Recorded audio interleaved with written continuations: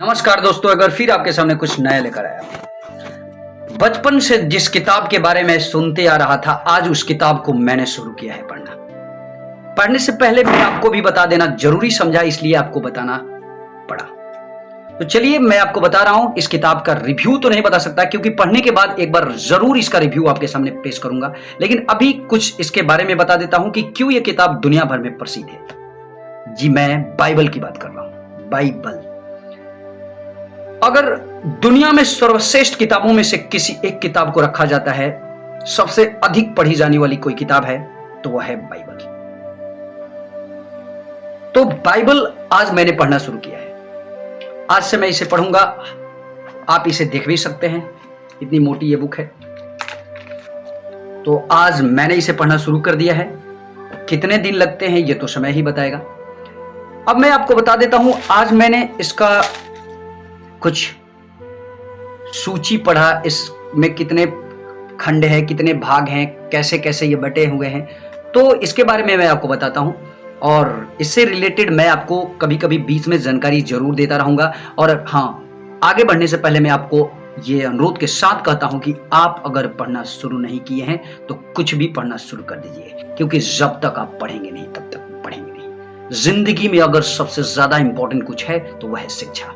आप जैसे भी होके जरूर अपने आप को सर्वश्रेष्ठ बनाने की कोशिश कीजिए। तो चलिए, तो इसको मैं आपको आगे ले जाने से पहले इसको थोड़ा सा डिटेल्स में बता देता हूं। बाइबल को दो भागों में बांटा गया है, पुराना नियम और नया नियम। याद रखिएगा, इसे दो भागों में बांटा गया है, पुराना नियम और नया नियम।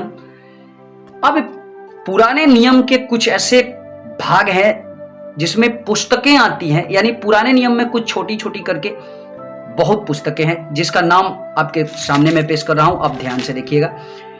एक किताब है उत्पत्ति, निर्गमन, लैब व्यवस्था, गिनती, व्यवस्था विवरण, यहूसी, न्यायों, रूत, एसुएल, एसुएल 2, रजाओं 1, रजाओं 2, इतिहास 1, इतिहास 2, एजरा, नेहमाह, एस्तेर, अयूब, भजन संहिता, नीति वचन, सभोपदेशक, श्रेष्ठ गीत, यशायाह, निर्मयाह, बिलाप गीत, यहेजकेल, दानिएल, होशे, योएल, आमोस, अबोधाह, योना, मीका, नूअम, हबकुक, सपन्याह, होगे, जगर्याह, मालकी।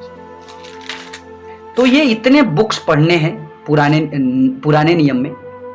और कुछ नए नियम में भी किताब है, जिसका नाम इस तरह है: मत्ती, मरकुस, लूका, यूहन्ना, परितो की कामो, रोमियो, कोरिन्थियो प्रथम, कोरिन्थियो द्वितीय, गलतियों, इफिसियों, फिलिस्पियों, कुलुस्पियों,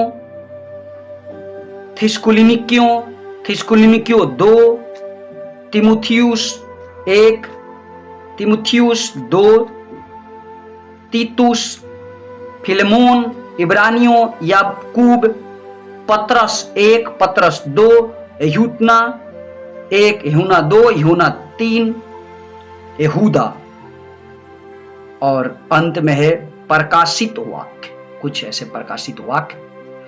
तो इतने बुक्स पढ़ने हैं इसमें, बाइबल्स में।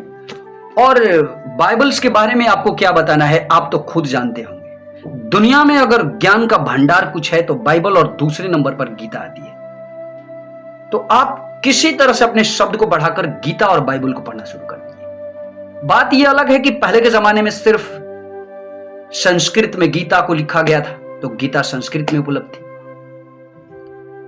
और बाइबल को इंग्लिश में लिखा गया तो इंग्लिश में उपलब्ध थी। लेकिन आज के जमाने में इस तरह के तमाम महत्वपूर्ण जितने भी किताबें हैं, उन्हें बहुत से भागों में, यानी बहुत से भागों में तो बांटा ही गया। प्रत्येक राइटर अपने अपने मत को अलग अलग वे में लिखे हैं। और लेकिन सबसे इंपॉर्टेंट बात यह है कि आज इसे अलग अलग भाषा में भी लिखा जा चुका है। तो आप किस भाषा को पसंद करते हैं, यह आपके ऊपर डिपेंड करता है। आप किसी भी भाषा को चूज करिए और उसमें उस किताब को पढ़ने की कोशिश कीजिए। अगर आप ज्ञान बटोरना चाहते हैं, तो जिंदगी में ज्ञान बटोर कर कुछ करने का जो सोच रखता है वो इंसान बहुत दूर तक जाता है। तो इसलिए मैं आप लोगों से अनुरोध करूंगा कि आप किताबें पढ़ना शुरू कर दीजिए। जब तक आप पढ़ेंगे नहीं तब तक आप बढ़ेंगे नहीं। दुनिया में जितने भी लोग सिखाने वाले हैं सब किताबों से सीख सीख कर हमें सिखाते हैं। हमें ऐसा लगता है कि उनके पास इतना ज्ञान है, हमें यह बताता है, वो सब किताबों से सीखते हैं। तो क्यों ना हम डायरेक्ट वहीं जाकर उस जड़ तक जाकर उस चीज को सीखने की कोशिश करें। हम सिर्फ डरते हैं। दोस्त याद रखिएगा, सोच अच्छा हो तो इंसान बहुत कुछ कर सकता है। हम छोटा सोच अगर लेकर जिएंगे तो वहां तक जाने से पहले ही हम थक जाएंगे, तो हम रास्ते में ही दम तोड़ देंगे। लेकिन अगर आप पहाड़ की चोटियों पर जाने के लिए सोच रहे हैं तो पहाड़ की चोटियों पर नहीं भी पहुंचेंगे तो जड़ तक जरूर पहुंच जाएंगे। लेकिन अगर आपका सोच यह है कि मैं पहाड़ के जड़ तक पहुंचूं, लेकिन आप पहाड़ के जड़ तक नहीं पहुंचते हैं तो रास्ते में ही रह जाएंगे। तो यह होता है, अगर आप लंबा बड़ा सोच लेकर जीते हैं तो बहुत कुछ कर जाते हैं। तो बस यही थी आज के लिए। मुझे दीजिए इजाजत, एक बार फिर इसी तरह के कुछ इंफॉर्मेशन आपके सामने पेश करूंगा। नमस्कार, जय हिंद। अगर आप न्यू देख रहे हैं तो इस चैनल को सब्सक्राइब जरूर कर दीजिएगा और साथ ही साथ बेल आइकन को भी प्रेस कर दीजिएगा ताकि इस तरह के वीडियोज आपको हमेशा मिलते रहें। नमस्कार, जय हिंद।